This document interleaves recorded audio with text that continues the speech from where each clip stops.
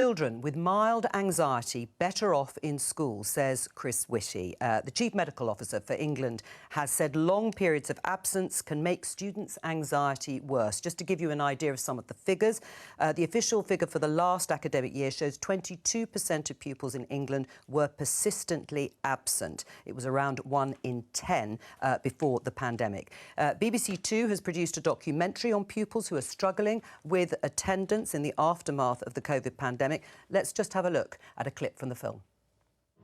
Scott's joined us from primary school and at the moment he's highly anxious. So what we're doing is we're trying to work with him to up his attendance because at the first week of school he just wasn't coming in at all. So he's doing 10 till 1 because he obviously doesn't want to go through all the crowds. Do you ever want to go out on the playground? Why don't you want to go on the playground? Don't like it. What don't you like about it? Too many kids. There's like 200 and something.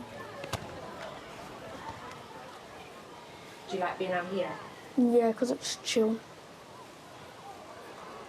You can hardly hear anyone screaming or whatever. And it's just calm.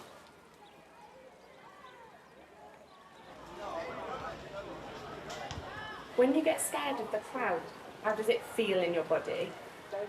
No, pounding. And what do you want to do when it's pounding? Go into a room with hardly anyone in. Because I don't want to get something wrong and people laughing there. Now, it's worth mentioning that Scott, that you've just seen there in Helping Our Teens documentary, has made some progress and is attending some classes since that film was made. Let's talk to Sukhjot Dami, who is the principal at Beacon Hill Academy in Birmingham, where the documentary was filmed. Welcome to you. How big a problem is absence in your school? I think in line with the national picture, attendance has significantly dropped since COVID, and it is a big issue. Luckily for us, it is on the way back up, but it's still significantly higher than what we would like it to be. What's the cause, do you think? What was it about the pandemic that has caused so many children to stay off school? Well, the biggest issue for us is really the number of learners that we've now got that have got social, emotional and mental health issues, anxiety, and I guess a lot of that was down to lockdown and not being able to socialise and then getting back into the routine of things. So, at the moment we've got 88 students out of a cohort of over 1,000 students that have got some form of, anxiety issues, also some emotional and mental health issues. And as a result of that, we are now having to cater for, these additional needs to get learners back into school and keep them in there. What is your approach, I should say, to pupils who don't come to school routinely? Well, I think, given the circumstances that we're in and given the COVID period, we have to use both a carrot and stick approach. Now, at Beacon Hill Academy, we've developed what we're calling a student support centre, where learners can come in if, they haven't been into school for months or weeks because of their anxiety, so that they're not going directly into the classroom. And then that student support centre has become a bridge to moving them from there into the classroom, and it's that very slow transition back. And the video that you saw there earlier was of Scott, who is one of those students that didn't go to school at primary school. He came to Beacon Hill after the COVID pandemic and was really struggling with school life. So we've had to create additional areas of the school and fund them to be able to really help our students re-engage back into school life. What about parents' responsibility? How much store do you set that parents should be, I suppose many viewers will think, make their children go to school? Yeah, parents play a big responsibility in this. It's a partnership between the school, the local authorities, the parents, but absolutely, parents need to, realise that just taking one day off every fortnight is actually having a significant impact on our learners' education. I think what we're beginning to see more of as well is that parents are working from home, so they're more inclined to keep their child at home if they're at home, and they think that they can catch up on that work. So actually, we're finding that there's numerous different reasons for why learners are not going back into school. But as I've said, the trend is back up, but there's still more work to be done. Well, that's encouraging. Sokjot Dami, stay with us because we've got two politicians here. And in fact, actually, before I go to them, what would you ask them to do? Well, I think the key thing really is, it's not just about the school. We've got to work more collaboratively. We've got to work in partnership. That's the local authority, that's the parents at the school. I sometimes feel that it all comes back down to the school, and I remember the Secretary of State saying, well, the head teachers need to drive around and pick them up. Well, we've been doing that for years. We've got a minibus that goes out and picks up our learners. We have breakfast every morning. We have transition meetings. We have attendance clinics, but actually what we now need is more support from central government. Right, well, before I actually get them to respond, Kayinde, you wanted to say something. Well, I just think this focus on attendance is if you criminalise non-attendance. There's always this. I have lots of kids in school, and it's always attendance. Misses the point that actually just getting kids into school doesn't solve the problem. Schools are often hostile. Is that not where you need to start? Well, no, you have to start with the school. Why are kids not going to school? Why do we assume that being in school is positive? In fact, the data I see tells you that more black children are in school, the worse it is for them. And actually, so we should be saying we need to fix what's wrong with. Are you saying that black children shouldn't go to school? Look, I have 4 black kids, and I'm just trying to tell you that the evidence is very clear. Attendance, you get them into the schools are hostile environments. So it's a bigger problem about what's happening in the school, not just can we get them into school, force them into school. What do you say to the idea that schools are hostile environments, as Kayinde is saying, to black pupils?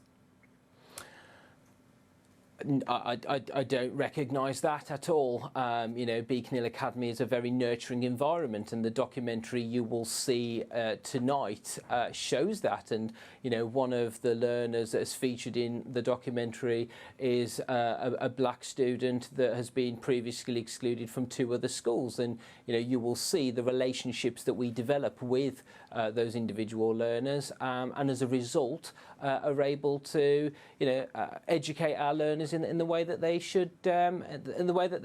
I mean, I'm going to ask Catherine and Stella. I mean, more than a fifth we're talking about routinely missing school. Is the government really taking this seriously enough? So can I just say, one of my best mates in Parliament is Marco Longhi, who I know was with you and your team during results this summer, and he could not sing your praises more highly. He's talking about outstanding students and outstanding school. And I know he's working with you on other stuff that helps you carry on. But he's asked me to ask you to say thank you for everything that you do. So there you go. He owes me a pint now. And I'll buy you one if you're in the same bar. Oh, right. Well, let's all go to the pub. But it's a very serious issue. Yes. And I have to disagree fundamentally. Children need to go to school to build those life experiences, to get an education that unlocks lots of opportunities for them. And the multi-agency working, which is, the school shouldn't be on its own. It should be supported by a community and a family structure. And that's, the government but guidance is the government taking this issue broadly seriously enough? Honestly, I mean, in terms of being absent from school, if you agree, as Sokjot says, that kids have to be in school every single day, it has to be a sort of mandatory thing that schools, government, parents, society are responsible for. Yeah, because it's not prison; it's an investment in them and their future. That's what's important to remember. I do worry. The pandemic will have a lot of long tail effects. And some children have got lots of anxiety coming off the back of it. But I cannot wait to watch the documentary to see what practical measures you and your teams are putting in place to maybe others can learn from best practice. The only thing, Stella, is some children learnt quite well from home during the pandemic. There are some pupils who do learn perhaps better some of the time at home, and they've got used to it as a result of the pandemic. It's going to be very difficult to change and sort that. So I feel very strongly about this because I had the privilege growing up. My mother was a head teacher of a special school. She worked very closely with children who had emotional behavioural difficulties. She continued to work in mainstream schools about how you do some of the work I think this documentary is about. That work needs to be resourced. I am desperately, desperately concerned by the numbers of children in this country who are in what is called alternative provision, which isn't really provision at all. Much of it is unregulated, and we are writing off an entire generation. You have to look at the figures about the children affected by that, particularly children with special educational needs, particularly children from black heritage environments. So what needs and to be it's done? asking about, well, I suspect what this video shows you is that having that extra support in schools is absolutely critical to helping to understand why children find it a hostile environment or why children are struggling. And that's the challenge. Every single school in my community tells me they are dying out for mental health support. They have children with big anxiety problems, big social and emotional difficulties, and the teachers do not have the capacity to deal with that. So I think when we watch this video, you know, absolutely, it sounds like you are a head teacher investing in, but every head teacher needs the resources to be able to do that work. And yes, we do need to address, because I've also dealt with some of the issues around adultification in schools. We do need to address concerns about why parents don't have that relationship with schools to be able to tackle these things. It takes investment, and my worry is, especially special education needs provision, those schools have gone. Alternative provision is just a kind of holdings pen for people. We've written off a whole generation of children, and now we're seeing the consequences of it.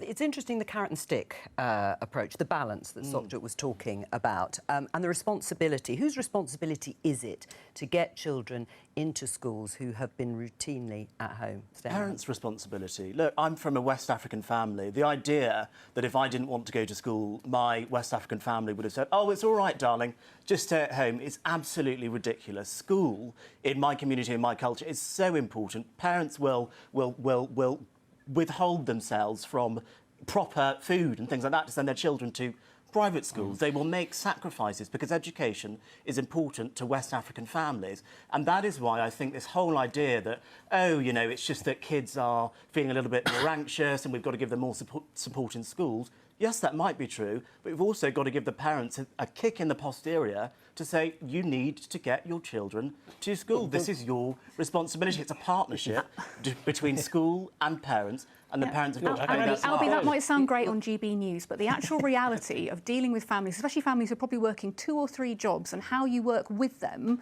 Like, you can have all the rhetoric you want. The reality on the ground. Well, you've just, oh, it's just about telling the parents to do better. That was the parents in my community are trying really hard for their kids. They're facing a number of barriers. And we can either have this rhetoric at the top and ignore it, or we can watch films like this and think, how can we get more of those people to work with? So you don't think it's the parents' responsibility? I think it's everyone's responsibility, Albie, and I just think it doesn't help to write people off. Everybody thinks education is important. But guess what? Black Caribbean families also think education is important. But education and schooling are 2 different things.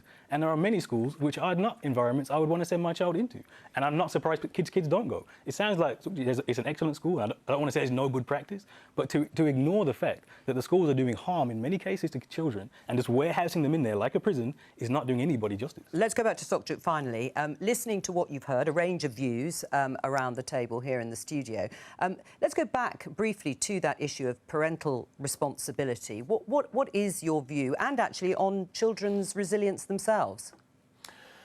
Look, I think I've heard what the panel is saying, and actually, in many ways, I agree with all of them. There is no one single solution. You know, absolutely, it is the parents' responsibility, but we also need to think of some other factors. Schools need further support. You know, CAMS are underfunded. We can't get a referral into CAMS. We haven't got enough educational psychologists that need the support for our young people. And those are the school's mental health services, CAMS, just so people realise what you're talking about. Sorry, yes. Yes, of course. So we're used to the acronyms. I know. So it's you know that there is no one single solution. It's all of those things, and we've got to start working more in partnership. And then yes, of course, you know, parents need to be fined if they are deliberately keeping young people off school. You know, school is so vital and important for our young people, and parents do ultimately carry the responsibility. Sokjut Dami, thank you very much for joining us.